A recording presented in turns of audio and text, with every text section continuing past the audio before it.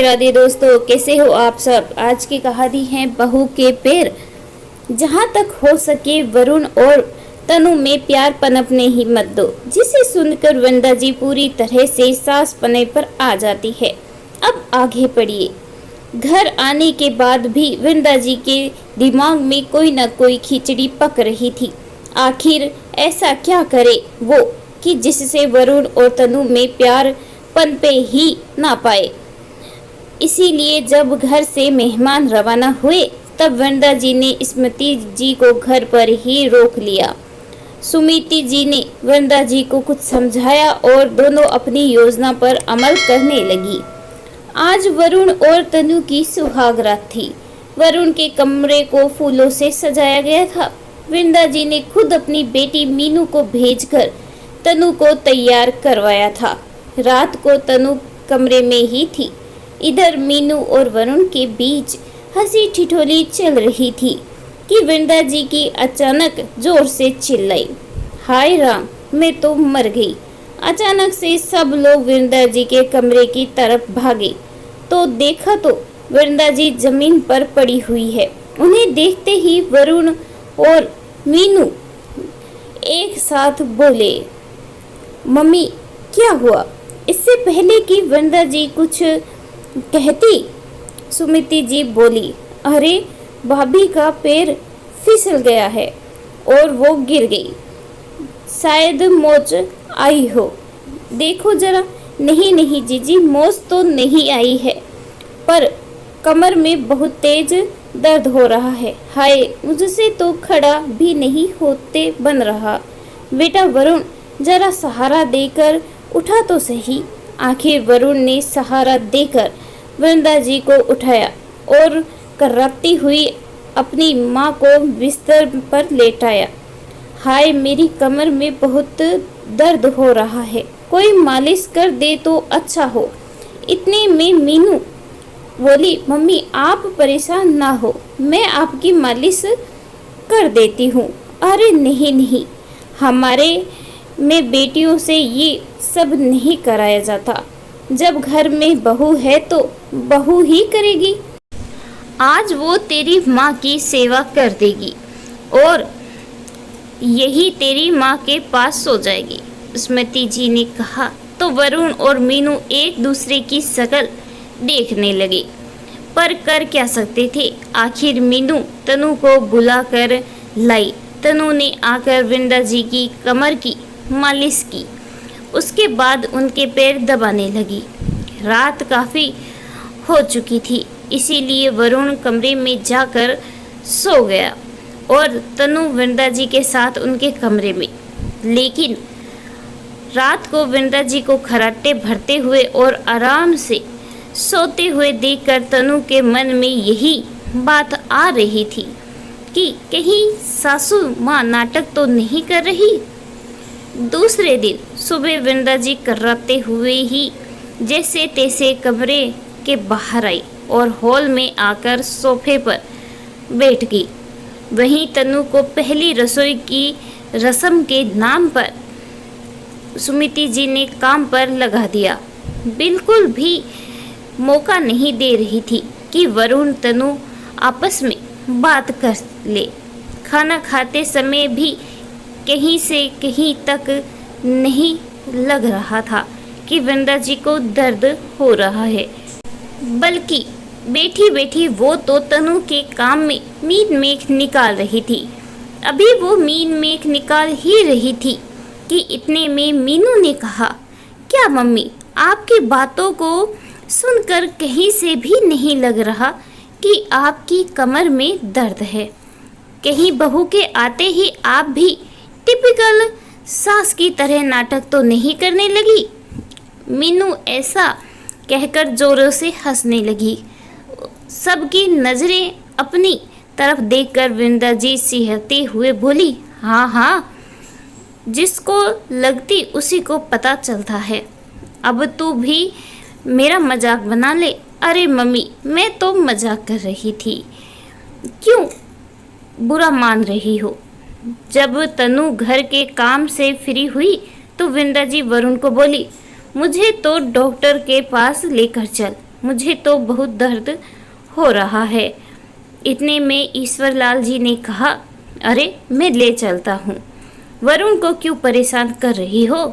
तो वृंदा जी भी उन्हें झिड़कते हुए बोली, आप तो रहने ही दो, दिखा तो ऐसे रहे हो जैसे बड़ी सेवा करते हो मेरी। मेरा बेटा मुझे ले जाएगा तो कोई परेशानी है क्या आपको? अरे पर भाग्यवान, मैं तो इसीलिए कह रहा था कि कम से कम पता तो हो कि तुम्हें कौन सी दवाई किस समय देनी है। आखिर तुम्हारे साथ कमरे में ही तो रहता हूँ। हाँ, बड़े आए मेरी सेवा करने वाले। आप तो घर पर बैठो, वरुण मुझे दिखा आएगा और वहीं बता देगा कौन सी दवाई कब लेनी है। अपने पति को झिड़क कर वृंदा जी रवाना होने के लिए अपने सिर पर पहन रही थी। तब भी तनु अपनी सास के पैरों की तरफ बड़े गौर से देख रही थी। कभी उनके पैरों की तरफ देख रही थी तो कभी अपने ससुर जी की तरफ। अभी भी उसे कुछ समझ में नहीं आ रहा था। अभी भी दिमाग में यही बातें चल रही थी कि मेरे पैरों की उंगलियां को देखकर बेटा कहीं बहू की मुट्ठी में ना आ जाए, इस बात का डर लग रहा है। और यहाँ तो इनके पैरों की बनावट इनके अनुरूप होने के बावजूद भी ससुर जी इनकी मुट्ठी में है। हे भगवान, ये दुनिया भी बड़ी अजीब है। पति भी मुट्ठी में चाहिए और बेटा भी मुट्ठी में ही चाहिए। आखिरकार वरुण वृंदा जी को लेकर हॉस्पिटल रवाना हुआ तो स्मृति जी भी उनके साथ ही गई। वृंदा जी को स्मृति के साथ बाहर बिठाकर वरुण डॉक्टर के केबिन में चला गया। पीछे से वृंदा जी भी स्मृति जी से बोली, जी ऐसे कैसे काम चलेगा? आखिर कब तक मैं बहू बेटे को दूर रख पाऊंगी? देखा नहीं कैसे मीनू ने बात पकड़ ली। हाँ, मैं भी यही सोच रही हूँ। आखिर ये नाटक हम हमेशा के लिए तो नहीं कर सकते, अब तो कुछ और ही करना पड़ेगा। बेटे के मन में बहू के लिए गलतफहमी पैदा ही करनी पड़ेगी, जिससे दोनों में प्यार पनप भी ना पाए और ऐसी बहू से हमारा पिंडा छूटे। स्मृति जी भी अपनी अकल लगा रही थी। दोनों बातें तो किए जा रही थी, लेकिन दोनों में से किसी ने भी ये नहीं देखा कि वरुण उनके पीछे कब का आकर खड़ा हो चुका है और शायद उनकी बातें सुन भी चुका है। इतने में वृंदा जी की नज़रें वरुण की तरफ गई तो वो घबरा गई। वरुण ने कुछ नहीं कहा, बस चुपचाप उनकी तरफ देखता रहा। तो स्मृति जी बात संभालते हुए बोली, बेटा क्या कहा डॉक्टर ने? चल जल्दी से तेरी माँ को दिखा लेते हैं। वरुण गुस्से से स्मृति जी को देखते हुए बोला, क्या दिखाना है? अच्छी भली तो है मम्मी, इतना बड़ा धोखा, वो भी अपने बेटे के साथ। अगर इतनी ही नफरत थी तनु से तो शादी ही ना कराते, कम से कम उसकी ज़िंदगी बर्बाद तो ना होती। कोई ज़बरदस्ती तो शादी नहीं हुई है हमारी।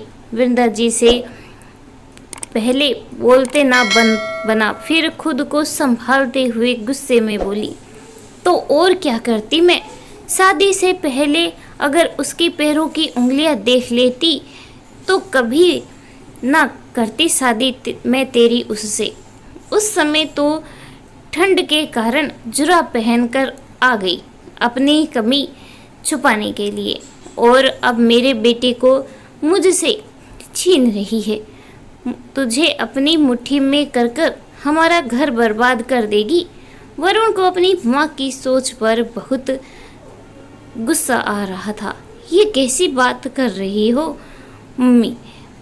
आज के ज़माने में ऐसी बातें कौन मानता है? अंधविश्वास में अंधी हुए जा रही हो और खुद अपना घर बर्बाद कर रही हो, पर इल्ज़ाम अपनी बहू पर लगा रही हो। उसकी बातें सुनकर वृंदा जी ने कहा, देख ले, असर दिखाना शुरू कर दिया ना उस अपशगुनी ने। आज बेटे को माँ से लड़वा ही दिया। उसके लिए तू मुझसे लड़ने को तैयार हो गया। घर जाकर सबसे पहले उस अपशगुनी को ही निकालती हूँ। ठीक है, बिल्कुल निकालो, पर उसके साथ मैं भी जाऊँगा। पैरों की बनावट को देखकर आपने अंदाज़ा लगा लिया कि आने वाला वक्त में आपकी बहू आपके बेटे को मुट्ठी में कर लेगी और आपका बेटा आपका ना रहेगा। तो एक बात बताओ मम्मी, आपके पैरों की बनावट तो सही है ना? फिर आप तो कभी भी पापा को झिड़क कर एक तरफ बैठा देती हो। आखिरकार वरुण के घर से निकल जाने की बात सुनकर वृंदा जी चुप तो हो गई, लेकिन इतनी बहस के बावजूद भी वृंदा जी मानने को तैयार नहीं थी। घर आने के बाद स्मृति जी तो शक और अंधविश्वास का कीड़ा वृंदा जी को देकर अपने घर रवाना हो गई और वृंदा जी अपने अंधविश्वास में ही जी रही थी। वक्त यूं ही बीत रहा था, लेकिन तनु को कोई खास फर्क नहीं पड़ा। पति का प्यार था, ननद का साथ था, ससुर का आशीर्वाद था, इसीलिए वृंदा जी ज़्यादा कुछ कह नहीं पाती। सब इसी तरह हंसी खुशी जी रहे थे, इस उम्मीद के साथ कि कभी तो वृंदा जी अपने अंधविश्वास को छोड़कर तनु को मन से अपना पाएगी। इस कहानी के बारे में आपकी क्या राय है, कमेंट करके ज़रूर बताइएगा। कहानी अच्छी लगी प्लीज़ लाइक, शेयर और सब्सक्राइब करना बिल्कुल ना भूलें। कहानी सुनने के लिए आपका बहुत बहुत धन्यवाद।